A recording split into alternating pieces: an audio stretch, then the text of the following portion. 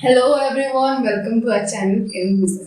तो आज हम लोग सेकेंड ऑर्डर रिएक्शन का दूसरा इंटीग्रेटेड रेट इक्वेशन का डेरिवेशन करेंगे, जो कि मैंने प्रीवियस वीडियो में आपको ऑलरेडी बताया था कि आज हम लोग integrated rate equation for same reactant का डेरिवेशन करेंगे। Okay, so let's start.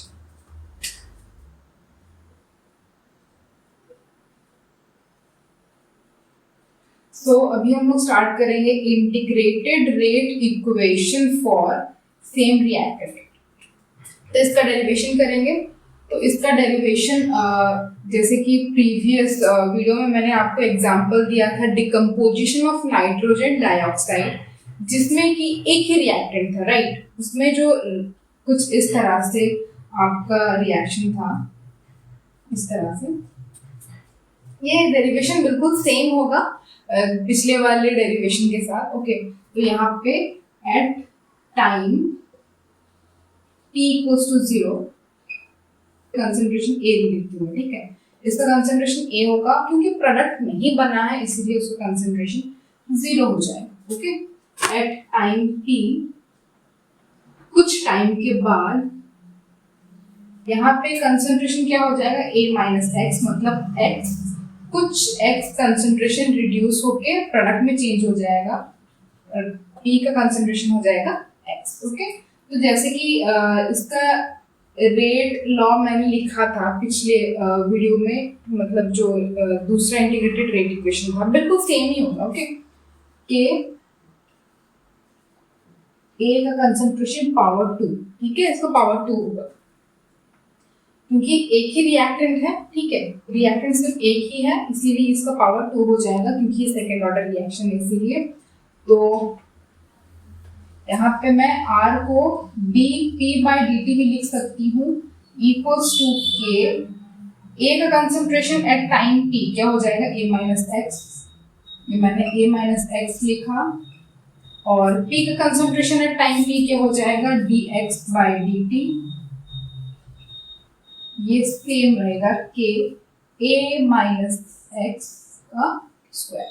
अब हम लोग इसका इंटीग्रेशन करेंगे, यूं कुछ इस तरह से हो जाएगा dx by A minus x का whole square equals to k dt।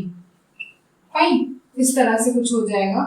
तो यहाँ पे A माइनस एक्स को मान लीजिए हम लोग u ले लेते हैं इक्वल्स टू u। तो अगर मैं इसको let A minus x equals to u, अगर मैं ये दोनों को डिफरेंशिएट करती हूँ विद रेस्पेक्ट टू x, तो मेरा हो जाएगा -1 equals to du by dx, ठीक है, कुछ इस तरह से हो जाएगा। अब ये वाला हम लोग यहाँ पे पुट कर देंगे अच्छा यहाँ पे minus dx equals to minus du हो जाएगा। फाइन, तो यहाँ पे 1 बाय यू स्क्वायर dx के जगह पे हम लोग पुट करेंगे minus du equals to k t plus C. Fine, इस तरह से अब हम लोग ये वाला इंटीग्रेट करेंगे। ये वाला ये वाला आपको पता होगा, ये कॉमन है, ये बस एक कॉमन फॉर्मूला यूज होता है इंटीग्रेशन में, ठीक है। मैं आपको बता दे रही हूँ क्या होता है। तो ये वाला हो जाएगा हमारा u minus 2 plus 1 divided by minus 2 plus 1 minus, क्योंकि ये माइनस du है इसलिए मैं माइनस बाहर ले लेती हूँ, ठीक है, equals to k t plus सी। इस तरह से हो जाएगा। यहाँ पे हम लोग का ये वाला एक इंटीग्रेशन का फॉर्मूला है। फाइन, तो ये वाला हो जाएगा हमारा u minus 1 divided by minus 1, ये बाहर भी एक माइनस है, equals to k t plus सी। ये माइनस कैंसिल हो जाएगा, तो आएगा 1 bye u equals to k t plus सी। और u क्या है, यहाँ पे u है a माइनस एक्स, तो आ जाएगा 1 by a minus x equals to k t plus c, ठीक है। ये वाला आ गया हम लोग का। ये वाला फाइनल फॉर्मूला नहीं है, फाइनल फॉर्मूला हम लोग का आएगा जब हम लोग ये वाला c जो कि इंटीग्रेशन कांस्टेंट है इसका वैल्यू निकालेंगे, ठीक है। तो अब इसका वैल्यू कैसे निकालेंगे, आई होप आपको ये वाला समझ में आया होगा कि माइनस ये वाला जो u स्क्वायर है ये जब ऊपर जाता है तो -2 हो जाता है, और ये नॉर्मली ये फॉर्मूला रहता है, यहाँ पे बता देती हूँ, an,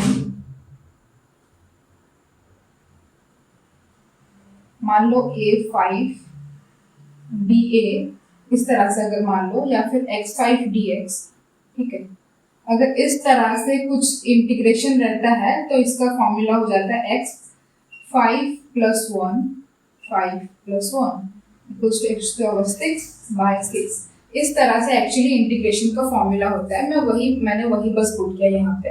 मैंने -2 क्यों लिया आपको मैंने बताया, -2 क्यों लिया, बस +1 ऊपर नीचे कर दिया, ठीक है। कुछ इस तरह से होता है।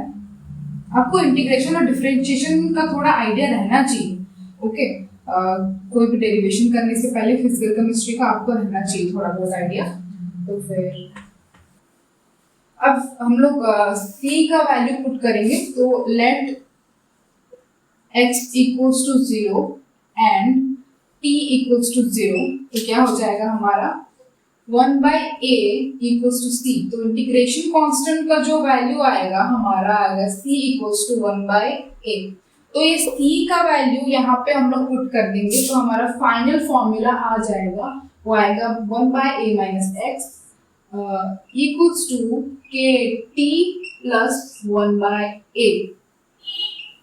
यहाँ पे अगर मुझे रेट कांस्टेंट निकालना हो तो मेरा आ जाएगा k = 1/t 1/a - x/1/a। ये वाला आ गया मेरा फाइनल फॉर्मूला, ओके। यही फॉर्मूला हर न्यूमेरिकल में यूज होता है, हर एक आप ग्राफ वगैरह देख रहे हो या फिर न्यूमेरिकल वगैरह कुछ भी आप यूज कर रहे हो, तो ये वाला फॉर्मूला बहुत इंपॉर्टेंट है सेकेंड ऑर्डर रिएक्शन में, ठीक है। एक और चीज भी मैंने बताया था, मैंने आपको बताया था ना ये वाला पहले, अभी कुछ देर पहले ये वाला रिएक्शन बताया था। ये t0 टाइम में ये वाला a हो जाएगा कंसंट्रेशन, ये 0 होगा, और कुछ टाइम के बाद ये a - x ये x हो जाएगा, ठीक है। तो ये जो a - x है ये क्या है, मैं यहाँ पे लिखती हूँ k = 1/t। ये a - x ये क्या है, ये concentration of a at time t है। तो हम लोग ये 1/ concentration of a at time t इस तरह से भी लिख सकते हैं, ओके। ये a क्या है, concentration of a at 0 time, मतलब t जब 0 होता है इनिशियल कंसंट्रेशन ऑफ a मान लीजिए, ठीक है। तो ये मैंने a0 initial concentration of a इस तरह से लिख लिया। तो ये वाला भी एक फॉर्मूला होता है, ठीक है। ये दोनों ही फॉर्मूला बहुत इंपॉर्टेंट होता है, या फिर ग्राफ ले लो, या फिर हाफ लाइफ ले लो, या फिर न्यूमेरिकल ले लो, हर जगह पे ये दोनों फॉर्मूला बहुत यूज होता है, ठीक है। तो ये था हम लोग का इंटीग्रेटेड रेट इक्वेशन का डेरिवेशन, जो कि छोटा था इन कंपैरिजन, मतलब पहले वाले से छोटा था, ठीक है। तो फिर अभी हम लोग ग्राफ देखेंगे कि ग्राफ सेकेंड ऑर्डर रिएक्शन में किस तरह से होता है, राइट, एग्जाम वगैरह में, ठीक है। तो फिर अगर सेकेंड ऑर्डर रिएक्शन का ग्राफ देखेंगे तो उससे पहले मैं इस तरह से इसको अरेंज करके लिख लेती हूँ ताकि मुझे ग्राफ करने में आसानी हो सके, ठीक है। ओके, एक minute. Plus a/1/a naught equals to 1/a_t। अगर मुझे ग्राफ प्लॉट करना है t के बीच में और कंसंट्रेशन के बीच में, ठीक है। ये मेरा AT है, ये पूरा का पूरा ये मेरा AT है, ये वाला AT है और T है, ठीक है। तो सॉरी एक मिनट, ये मैं ये 1/80 मान लेती हूँ, ठीक है। मुझे 1/80 और T के बीच में ग्राफ प्लॉट करना है। तो मान लिया मैंने ये y है, ये क्योंकि y एक्सिस पे है इसीलिए y है, और ये mx प्लस c, ये वाला मैंने प्रीवियस वीडियो में आपको बताया था कि ये वाला होता है आपका इक्वेशन फॉर स्ट्रेट लाइन, ठीक है। m मतलब क्या हो जाएगा आपका स्लोप, x t है, ठीक है, क्योंकि t x एक्सिस पे है इसलिए x तो t हो जाएगा, और जो बचा m हो जाएगा हम लोग का k, ठीक है, m हम लोग का k हो जाएगा। तो कुछ इस तरह से ग्राफ बनेगा हमारा, स्लोप हो जाएगा इक्वल्स टू k, ठीक, और ये वाला हो जाएगा हमारा 1/a0, ठीक से लिख देती हूँ, ये इतना पार्ट हो जाएगा हमारा 1/a0, ठीक है, कुछ इस तरह से बन जाएगा हमारा। ये था एक ग्राफ, ठीक है, और हाँ, उसके बाद हम लोग अभी half life of second order reaction देखेंगे, उसके बाद जाके हम हाफ लाइफ और कंसंट्रेशन के बीच में भी ग्राफ देखेंगे, ठीक है। यहाँ पे हाफ लाइफ वाला करती हूँ। ओके, तो मैंने आपको प्रीवियस वीडियो में हाफ लाइफ का मतलब ही बताया था। हाफ लाइफ मतलब क्या, कितने टाइम में हम लोग का इनिशियल कंसंट्रेशन रिड्यूस होगा हाफ में, ठीक है, उसको ही बोलते हैं हम लोग का हाफ लाइफ, ठीक है। तो अभी हम लोग half life of second order देखेंगे, ठीक। तो फिर मैंने एक फॉर्मूला लिखा था KT equals to 1/8T minus 1/a0, कुछ इस तरह से एक फॉर्मूला लिखा था। और हम लोग को पता है 8T क्या होता है, इक्वल्स टू A0/T, A0/2 होता है, ठीक। तो फिर हमारा KT हाफ इक्वल्स टू, अगर ये आपको ये ए टाइम, मतलब मैंने अभी बताया हाफ लाइफ मतलब क्या, कितने टाइम में आपका कंसंट्रेशन रिड्यूस होगा हाफ में, इसीलिए ये हाफ लाइफ का टाइम है, टी हाफ है, ठीक है, ये concentration of A at time t half. तो जब हाफ मतलब ये आपको concentration of A at time t half मतलब क्या, इक्वल्स टू A0/2 ही होगा, मतलब रिड्यूस हो जाएगा ना हाफ में, इसीलिए ये A0/2 लिखा है, ठीक है।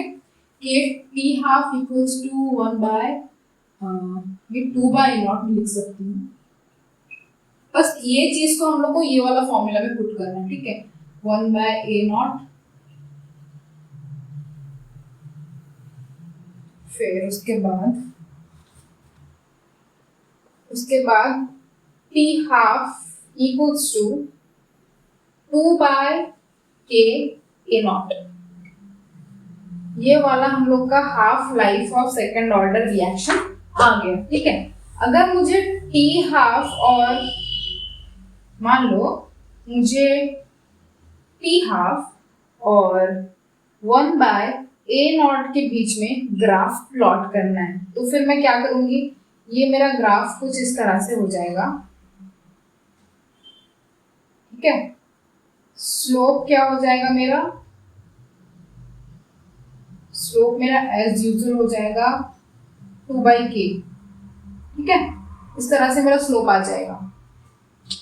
ये एक ग्राफ, और मान लो मुझे टी हाफ और सिर्फ A0 के बीच में मुझे ग्राफ प्लॉट करना है, सिर्फ A0 के बीच में, तो फिर मेरा ग्राफ कैसा हो जाएगा, मेरा ग्राफ कुछ इस तरह से हो जाएगा, एक मिनट, कुछ इस तरह से हो जाएगा मेरा ग्राफ, ठीक है, कुछ इस तरह से दिखेगा, तो दिखने को मिलेगा, क्योंकि t half is inversely proportional to A0, मतलब अगर टी हाफ बढ़ेगा तो फिर इनिशियल कंसंट्रेशन घटेगा, इसीलिए कुछ इस तरह का ग्राफ मिलता है हम लोग को टी हाफ और A0 के बीच में, ठीक है।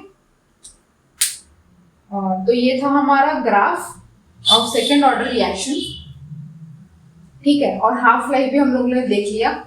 अच्छा ठीक है, T half is inversely proportional to initial concentration of A, लेकिन अगर मैं अभी जैसे हम लोगों ने देखा कि टी हाफ और 1/a0 के बीच में ग्राफ प्लॉट करती हूँ, तो बिल्कुल चेंज हो जाता है हम लोगों का ग्राफ, ठीक है।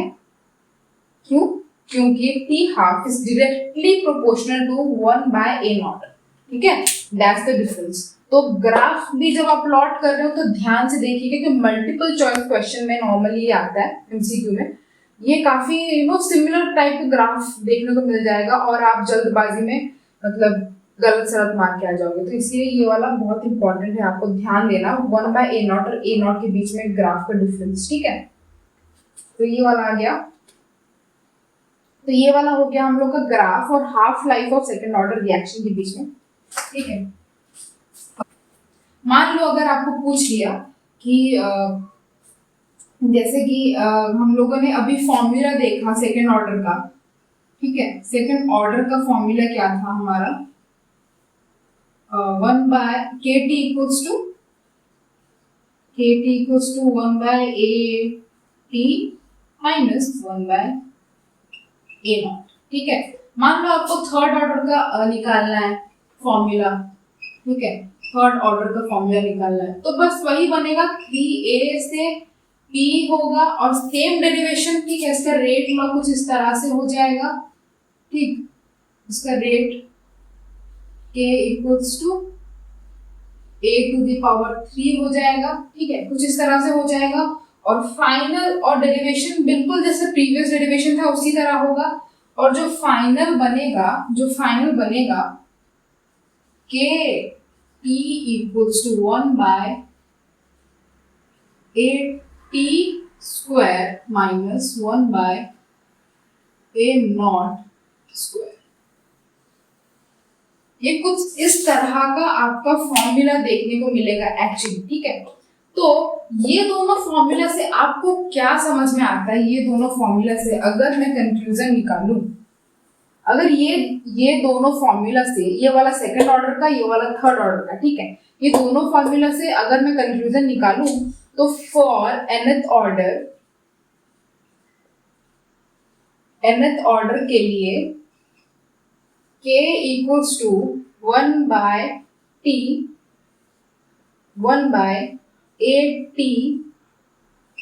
n minus 1 minus 1/a0 n minus 1, ठीक है।